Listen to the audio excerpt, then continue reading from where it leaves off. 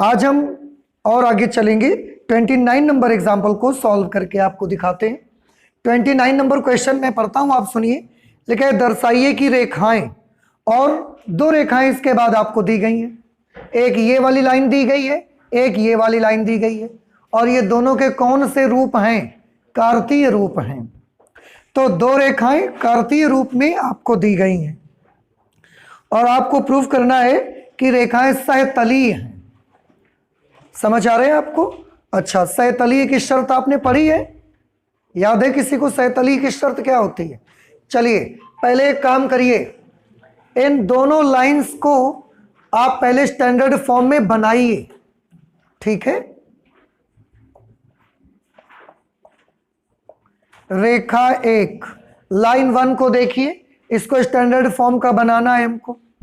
तो बनाएंगे x minus a minus D upon alpha minus delta is equal to y minus a upon alpha is equal to z minus a plus D upon alpha plus delta. ठीक है, अब इसको अगर आप ध्यान से देखो तो इसकी तुलना हम करवाना चाहते हैं x minus x1 upon a1, y minus y1 upon b1, z minus z1 upon c1। इससे हम इसकी तुलना कर देते हैं। आप x1 की जगह पर आपको क्या मिलेगा? x1 की जगह पर आपको मिलेगा a minus D, a minus D. y1 की जगह पर आपको क्या मिलेगा? a। z1 की जगह पर a प्लस डी।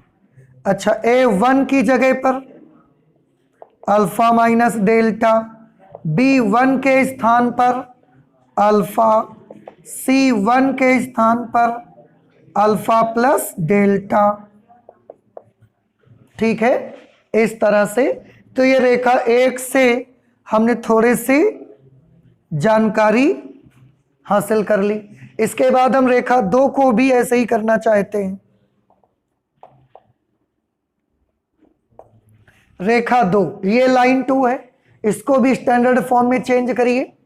इसको स्टैंडर्ड फॉर्म में बदलेंगे तो x minus B minus C upon beta minus gamma is equal to y minus B upon beta is equal to z minus B plus C upon beta plus gamma. ऐसे इसको भी हमने standard form में बदल लिया। अब इसकी compare किससे करेंगे? x minus x2 upon a2, y minus y2 upon b2, z minus z2 upon c2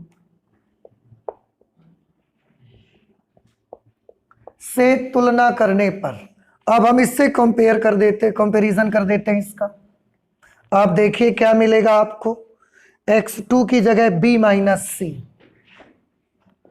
x2 is equal to b minus c, y2 is equal to b, z2 is equal to b plus सी।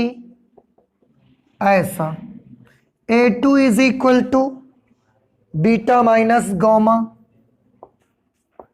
और b2 is equal to beta. Similarly c2 is equal to beta plus gamma, beta plus gamma. इस तरह से आ जाएगा।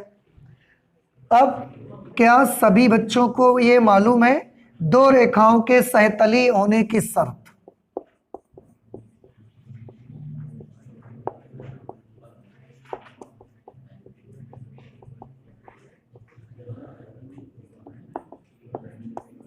दो रेखाओं के सहतलीय होने की शर्त। दो रेखाओं के सहतलीय होने की शर्त क्या है आपको मैं बताऊं कि इसका जो कार्तीय रूप होता था वो ये रहता था x2 minus x1 y2 minus y1, z2 minus z1, फिर a1 b1 c1, a2 b2 c2, और इसकी वैल्यू कितनी होनी चाहिए? 0 होना चाहिए। इसका मान 0 होना चाहिए। आप याद करिए, ये सहतली होने की शर्त थी। इसमें एक वेक्टर फॉर्म भी आपको इसका बताया गया था, सहतली होने की शर्त। उसमें क्या आता था? a2 minus vector a1 dot vector b1 cross vector b2 should be equal to 0। तो अगर इसका मान 0 आ गया तो प्रूफ हो जाएगा कि ये वाली दोनों लाइंस जो दी गई हैं वो कैसी हैं? सहतलीय हैं। ठीक है, वैल्यूज लिखते हैं। इसके लेफ्ट हैंड साइड को सॉल्व करना स्टार्ट करते हैं। तो लेफ्ट हैंड साइड में x2 माइनस x1, ध्यान से देखो, ये x2 है b माइनस सी, और ये x1 है b minus c minus a plus d, b minus c minus a plus d, y2 minus y1 b minus a, z2 minus z1 b plus c minus a minus d, b plus c minus a minus d. a1 की जगह पर alpha minus delta, b1 की जगह पर alpha, c1 की जगह पर alpha plus delta. Similarly a2 b2 c2 लिखना है, बीटा माइनस गामा बीटा, और ये बीटा प्लस गामा। और इसको सॉल्व करने से इसका मान कितना आना चाहिए? अगर 0 आ जाएगा तो सिद्ध हो जाएगा कि दी गई रेखाएं सहतली हैं। तो कैसे प्रूफ करना है इसको? देखिए, इसमें बेटा आप एक काम कर दें, सारणिक सबने पढ़ा हुआ है तो आप सब उसका रूल जानते हो। ये क्या है? C1 C2 C3। आप एक काम कर दें, C1 में C3 को ऐड कर दें। C1 में C3 ऐड कर देंगे, कहाँ लिखेंगे? C1 में, इसकी जगह पर। देखो क्या मिलेगा अब आपको। ये C1 है पूरा, इसमें इसको ऐड करते जाइए। तो जब इसमें इसको जोड़ेंगे, माइनस सी से प्लस सी कैंसिल, प्लस डी से माइनस डी भी कैंसिल, क्या बचेगा? 2b minus 2a। तो हम इसको ऐसे लिख सकते हैं 2b माइनस a। अब इसको इससे जोड़िए तो alpha minus delta plus alpha plus delta, 2 alpha, फिर beta minus gamma plus beta plus gamma, plus gamma से माइनस गोमा कैंसिल, बीटा और बीटा मिलकर कितने बीटा? 2 बीटा। बाकी सब कुछ सेम जैसा का तैसा आप नोट कर दें। b minus a alpha beta, यहाँ पर b plus c minus a minus d, alpha plus delta, और ये मिल गया बीटा प्लस गामा। आप इस वाले कॉलम से 2 कॉमन कर लीजिए, इस वाले स्तंभ से 2 कॉमन कर लीजिए, तो ये 2 यहां पर आ जाएगा बाहर, अंदर बचेगा b माइनस ए अल्फा और ये बीटा, फिर ये b minus a alpha beta, ये b plus c minus a minus D, यहाँ पर ये अल्फा प्लस डेल्टा, यहाँ पर ये बीटा प्लस गामा। आपको एक रूल याद होगा कि अगर किसी सारणिक के कोई भी 2 स्तंभ अथवा कोई भी 2 पंक्तियां सर्वसम हो जाएं, बराबर हो जाती हैं, तो सारणिक का मान 0 हो जाता है। आप देखें इसके ये 2 स्तंभ, b minus a alpha beta, b minus a alpha beta. यहां पर C1 और C2 कैसे हैं? सर्वसम। C1 व C2 सर्वसम है। अगर ये सर्वसम है तो इसकी वैल्यू कितनी हो जाएगी? 0। तो 2 इंटू 0 0। इस तरह से क्या आ गया? Right hand side. तो आपने देखा कि इसकी वैल्यू कितनी आ गई? 0। अगर 0 आ गया तो स्पष्ट है कि दी गई रेखाएं कैसी हैं? सहतलीय हैं।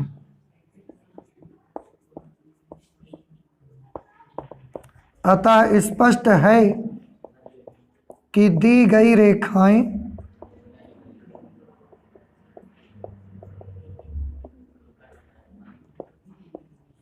सहतलीय हैं। ठीक है, ये हमारा हो गया एग्जाम्पल नंबर 29। प्लीज आप जल्दी से नोट कर लें इसको।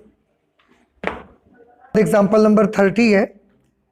क्वेश्चन है, उस बिंदु के निर्देशांक ज्ञात कीजिए।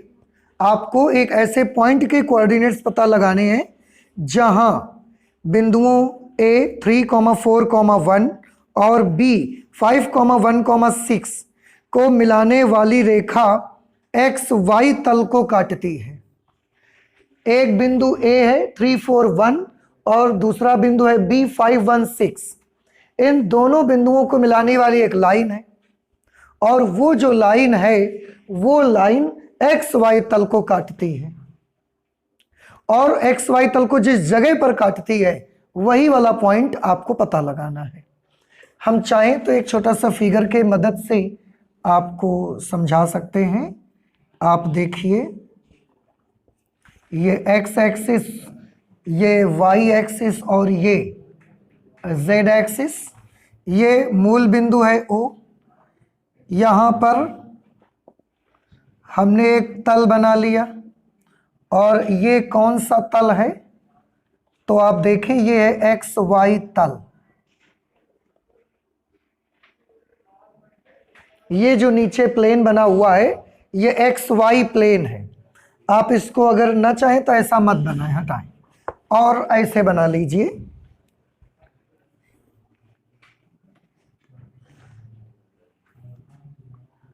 ऐसा आप बना लें एक्स वाई प्लेन। इसमें मान लिया ये एक एक्स वाई तल है, लिख देते हैं इसमें एक्स वाई तल। एक पॉइंट यहां पर है A और इस पॉइंट के कोऑर्डिनेट्स है 3,4,1। एक दूसरा पॉइंट है यहां पर B, इसके कोऑर्डिनेट है 5,1,6। एक लाइन है जो इस तल में से ऐसे जाती है, ऐसे चली जाती है और इस तल को इस जगह पर जाकर काटती है। ये कुछ फिगर समझ आ रहा है आपको? ये एक प्लेन है और एक लाइन है जो कि ऐसे चली जाती है, तो वो इस तल को इस जगह पर काटती है। अगर इस जगह पर काटती है तो आपको इस वाले बिंदु के निर्देशांक चाहिए। हमने मान लिया कि इस बिंदु के निर्देशांक हैं x, y, 0। 0 का ही की वजह से, क्योंकि ये एक्स वाई तल है तो इसमें x होगा, y होगा, पर z नहीं होगा। समझ में आया? और इसको आप मान लें बिंदु P। तो हम यहां पर लिख देते हैं, माना रेखा AB एक्स वाई तल को, माना रेखा AB एक्स वाई तल को बिंदु P जिसके निर्देशांक x, y, 0 हैं पर काटती है। ये वाली बात को समझ आई? क्या हमने मान लिया कि जो रेखा AB है वो एक्स वाई तल को बिंदु P x, y, 0 पर काटती है। क्या आप मुझे बता सकते हैं थोड़ा सोच समझकर, x, y, 0 ये बिंदु कहां पर होगा? रेखा पर होगा कि तल पर होगा? रेखा पर नहीं होगा, रेखा पर भी होगा। Very good. ये लाइन ऐसे जा रही है और ऐसा प्लेन को काटा इसने, तो कटान बिंदु पर ही तो वो पॉइंट है। अगर वो पॉइंट इंटरसेक्शन पॉइंट पर है तो वो लाइन पर भी है, ये तल पर भी है, दोनों जगहों पर वो पॉइंट सिचुएटेड है। आपका ध्यान रहेगा अभी आपको। अच्छा, अब सबसे पहले हम एक काम करते हैं, दो बिंदुओं से जाने वाली रेखा का समीकरण पहले निकालते हैं। यहां लिखेंगे दो बिंदुओं A व B से जाने वाली रेखा का समीकरण। तो क्या आपको याद है कि दो बिंदुओं से जाने वाली रेखा का समीकरण क्या होता था? और हम यहां पर इसका सदिश समीकरण निकालते हैं। सदिश समीकरण। याद करिए, ये होता था vector r is equal to vector a plus lambda vector b minus vector a। Vector a इसका स्थिति सदिश होगा, वेक्टर b इसका स्थिति सदिश होगा। वेक्टर a की जगह पर क्या लिखा जाए, 3i cap plus 4j cap plus k cap plus lambda b minus a।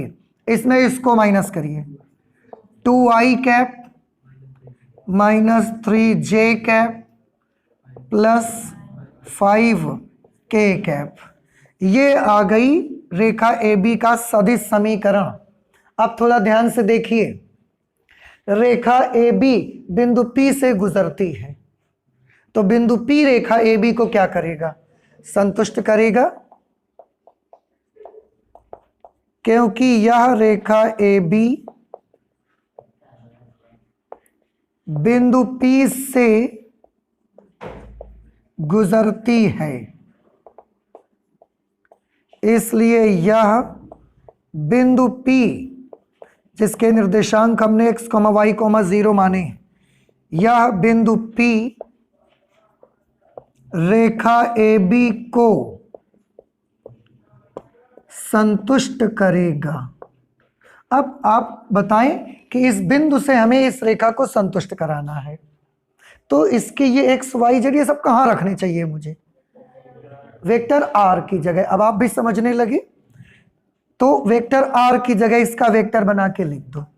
क्या लिखा जाएगा, x i cap y j cap 0 k cap is equal to i j k common ले लो इसमें से।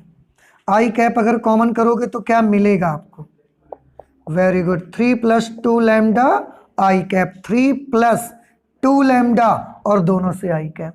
j कैप वालों से करिए common, 4 minus 3 lambda j cap.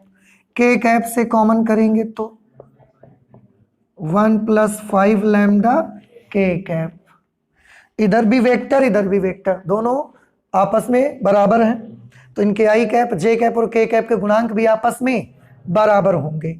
हम एक काम कराना चाहते हैं, सबसे पहले हम k कैप का गुणांक बराबर कर देना चाहते हैं। क्यों, अभी आपको दिख जाएगा। जिसका गुणांक 0 हो आप भी सबसे पहले उसी का बराबर करा करिएगा। तो बराबर करोगे तो 1 प्लस 5 लैम्डा किसके बराबर आएगा, 1 plus 5 lambda is equal to 0, therefore lambda is equal to minus 1/5। अब i कैप का गुणांक आप बराबर कर लो, तो x is equal to, x is equal to 3 plus 2 lambda, तो 1 लैम्डा की वैल्यू माइनस 1/5 है, 2 लैम्डा की value minus 2/5, then what will be x, 5 3s are 15 minus 2, 13/5. Similarly, y is equal to 4 minus 3 lambda, तो 4 minus 3 को lambda से multiply करो, minus 1/5 से करोगे तो 3/5 आएगा, लेकिन माइनस का, तो ये प्लस हो जाएगा, minus minus. y is equal to 5 चौके 20 और 3 23/5। आपको क्या पता लगाना था, बिंदु P के निर्देशांक, इसलिए समतल पर अभीष्ट बिंदु क्या बनेगा, x, y, 0 है, x की जगह पर 13/5, 13/5, y 23/5, 0. These are the points on the plane at which the line is intersecting the plane. Line plane को जिस बिंदु पर काट रही है उसके ये निर्देशांक हैं। एक और तरीका है हमारे पास इस पॉइंट को निकालने का। Do you want to learn that method? क्या आप उस तरीके को सीखना चाहते हैं? तो मैं बता दूं आपको, देख लीजिए। कैसे हम उस मेथड को यूज कर सकते हैं? ऐसी सिचुएशन के लिए आप एक काम करें, सबसे पहले रेखा ए बी के दिक् अनुपात निकाला करें। मेथड 2, हम निकालना चाहते हैं रेखा ए बी के दिक् अनुपात। कैसे निकालेंगे रेखा ए बी के दिक् अनुपात? ए बी के 5 - 3 2, 1 - 4 -3, 6 - 1 5। These are the direction ratios of line AB। अब रेखा AP के भी दिक् अनुपात निकाल लो।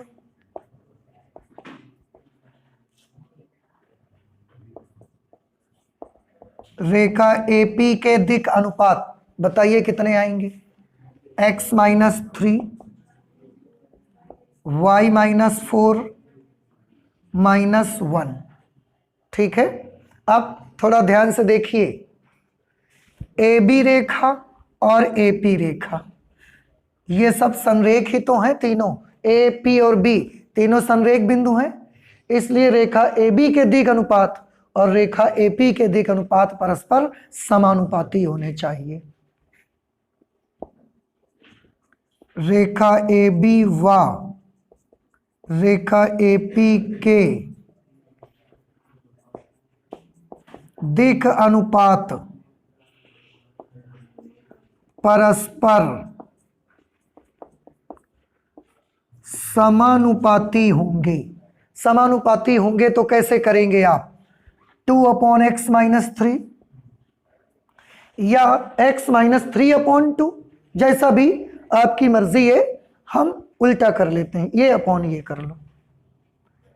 x - 3/2 is equal to y - 4/-3 is equal to -1/5। ठीक है, अब एक बार इसको इसके बराबर ले लीजिए, एक बार इसको इसके बराबर ले लेना। इसको जब इसके इक्वल लेंगे then it will be x - 3/2 is equal to -1/5। इसको उधर भेजेंगे, 3 को उधर ले जाएंगे तो 3 उधर जाएगा तो प्लस, ये उधर जाएगा तो -2/5। Then what will be x is equal to 15 - 2, this is 13/5। इसी तरह से एक बार इसको इसके इक्वल कर लो, y - 4/-3 इज इक्वल टू -1/5। ठीक है, अब y is equal to 4 plus 3/5, ये जाएगा प्लस कर देगा, ये उधर जाएगा, ये भी प्लस हो जाएगा, तो y की वैल्यू कितनी आ गई? 23/5। पूरा वही आ गया, बिल्कुल देखो आ गया। तो ये और भी इजी तरीका है आपका, आप ऐसे भी लगा सकते हो, आप ऐसे भी सॉल्व कर सकते हो। एक्सरसाइज में भी ऐसे क्वेश्चन मिलेंगे और ऐसे आप लगा सकते हो। सीख गए? तो जब एक्सरसाइज में ऐसा क्वेश्चन मिलेगा फिर हम आपको नहीं बताएंगे, हम लिख देंगे विद्यार्थीगण अपने आप हल करें। ठीक है, हाँ स्वयं करें, तो इससे पॉइंट आपको मिल जाएगा। क्या पॉइंट मिला?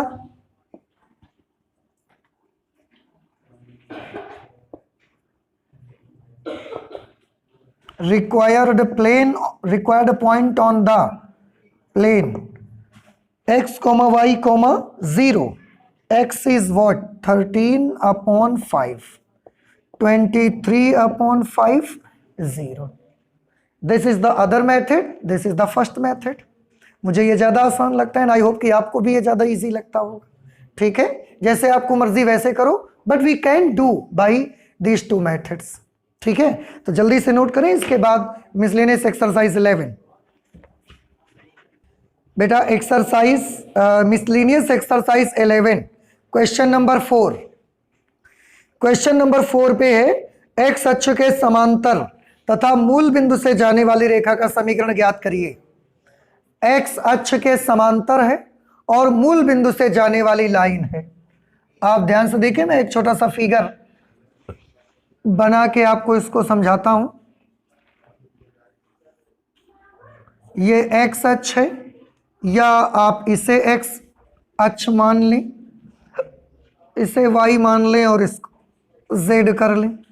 ठीक है, क्या आपको याद है x अक्ष के अनुदिश इकाई सदिश कितना होता है? i cap. y अक्ष के अनुदिश इकाई सदिश j कैप और z अक्ष के अनुदिश इकाई सदिश k कैप। ठीक है, अब इन्होंने बोला कि x अक्ष के समांतर तथा मूल बिंदु से जाने वाली रेखा का समीकरण ज्ञात करिए। x अक्ष के समांतर हो और मूल बिंदु से जाए, ये मूल बिंदु है O। मूल बिंदु के निर्देशांक क्या होते हैं? 0, 0, 0। किस प्रकार से लाइन गुजरेगी? ये तो लाइन बेटा ऐसे ही चली जाएगी सीधे ऐसे। आप देखिए x अक्ष के समांतर और मूल बिंदु से इसको जाना है, तो ये तो ऐसे ही लाइन यहां से पास हो जाएगी इस तरह से। समझ रहे हैं? इस रेखा का समीकरण क्या होगा? सबसे पहले तो किस बिंदु से गुजरती है? मूल बिंदु से, उसको हम a मान लेते हैं 0, 0, 0। इसका स्थिति सदिश क्या होगा? 0 i cap plus 0 j cap plus 0 k cap. इससे रेखा होकर जाती है, किसके समांतर है? x अक्ष के। x अक्ष की दिशा में इकाई सदिश कौन है? तो अगर रेखा x अक्ष के समांतर है, इसका मतलब रेखा i कैप के समांतर है। नहीं समझ आया? अगर जिसके समांतर होती है उसको आप किससे लिखते हो? वेक्टर b से। और वेक्टर b किसके बराबर है? i cap. थोड़ा सा याद करें, ऐसा फिगर जब हम बनाते थे ऐसी लाइन बना देते थे। इस लाइन की इक्वेशन आपको मालूम करनी रहती थी और ये एक वेक्टर b होता था, इसके रेखा समांतर होती थी। आज हमारी जो लाइन है वो लाइन 0, 0, 0 से पास होती है बिंदु A से, और vector b is equal to I cap के समांतर है। तो एक बिंदु से जाने वाली और एक सदिश के समांतर सरल रेखा का समीकरण क्या होता है? सरल रेखा का समीकरण बताएंगे आप? Vector r is equal to vector a plus lambda into vector b। तो हम यहां पर फॉर्मूला लगाएंगे, एक बिंदु A से जाने वाली तथा सदिश वेक्टर b के समांतर सरल रेखा का समीकरण। Vector r is equal to vector a plus lambda into vector b। Vector r is equal to vector a तो बेटा 0 ही है, छोड़ दो, लैम्डा वेक्टर b की जगह पर i कैप। बस यही उसका सदिश रूप आ गया। आपको समांतर तथा मूल बिंदु से रेखा का समीकरण ज्ञात करिए। ये नहीं बोला गया कि सदिश चाहिए कि कार्तीय चाहिए, सदिश निकाल दिया हमने। अगर आपको कार्तीय चाहिए, अगर कार्तीय चाहिए तो आप क्या करेंगे बताएं? r की जगह पर क्या लिख लेंगे? X I cap plus Y J cap plus Z K cap. माना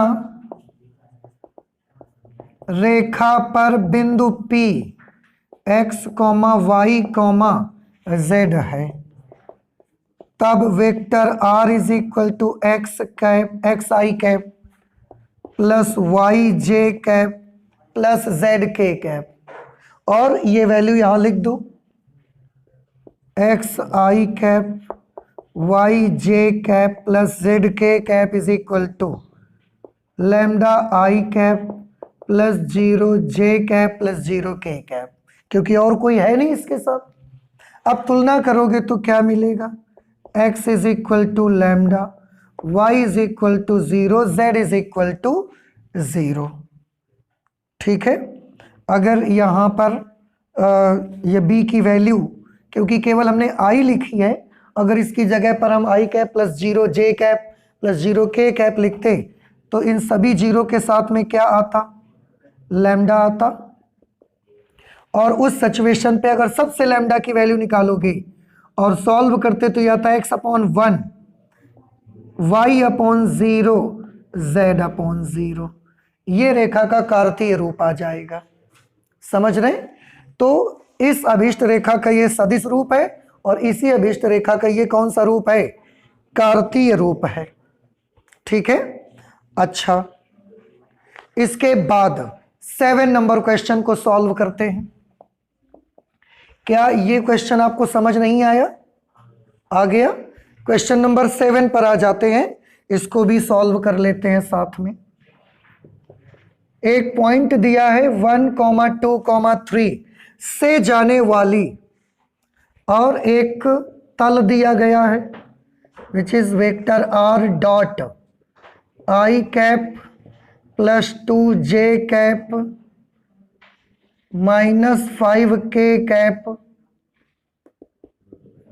प्लस 9 इज इक्वल टू 0। ठीक है।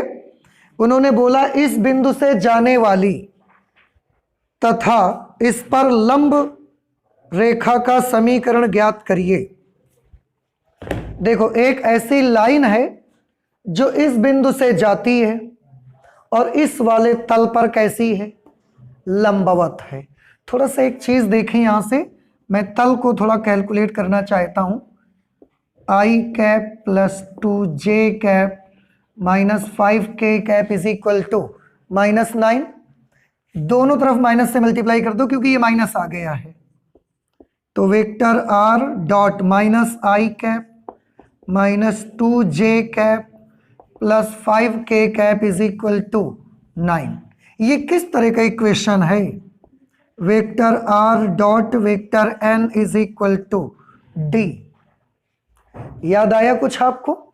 अच्छा, क्या इसका फिगर बना सकते हैं आप? देखो, मैं बनाता हूं, आप भी ध्यान से देखिए। फिगर बना लेंगे तो आप बहुत अच्छे से समझ जाएंगे।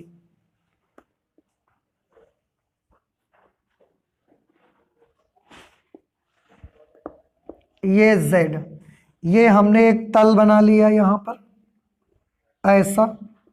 ठीक है। और ये ओरिजिन पॉइंट है, ये तल है जिसकी ये इक्वेशन है। ये एक नॉर्मल वेक्टर है, मूल बिंदु से डाला गया लंब। तो अगर ये नॉर्मल वेक्टर है तो ये ऐसा आ जाएगा नॉर्मल। और ये क्या है? Vector n। ये हमने तल पर क्या डाला है? लंब। तो वेक्टर n की वैल्यू है minus i cap minus 2j cap plus 5k cap. ये वेक्टर n आ गया और ये तल पर कैसा है? लंबवत है। इतनी बात समझ आई कि नहीं आई? अच्छा, उन्होंने बोला इस बिंदु से जाने वाली आपको रेखा का समीकरण चाहिए। और कैसी रेखा का समीकरण चाहिए? जो इससे होकर जाए और समतल पर लंब हो। देखो लिखा हुआ है, लिखा हुआ है कि समतल पर लंब हो। तो आप थोड़ा ध्यान से देखिए। अब अगर हमने एक लाइन ऐसी बना ली, ऐसी, ये हमने एक लाइन बना ली और ये लाइन ऐसी लाइन है जो कि एक बिंदु है, कहीं पर बिंदु है 1, 2, 3। इस बिंदु से ये होकर जाती है और तल पर लंब है। ये रेखा भी तल पर कैसी है? लंब। थोड़ा ध्यान से देखिएगा। ऐसा अगर समतल है, इधर से ये भी लंब है, ये भी ऐसा लंब है और ये रेखा भी तल पर लंब है। समझ आया?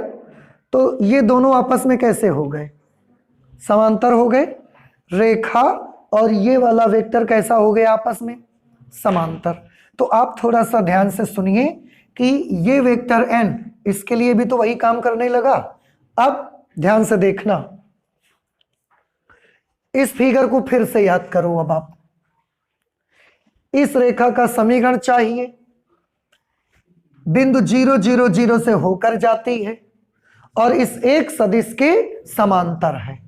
यहां पर भी चेक करो, इस रेखा का समीकरण चाहिए, 1, 2, 3 से होकर जाती है और वेक्टर n के समांतर है।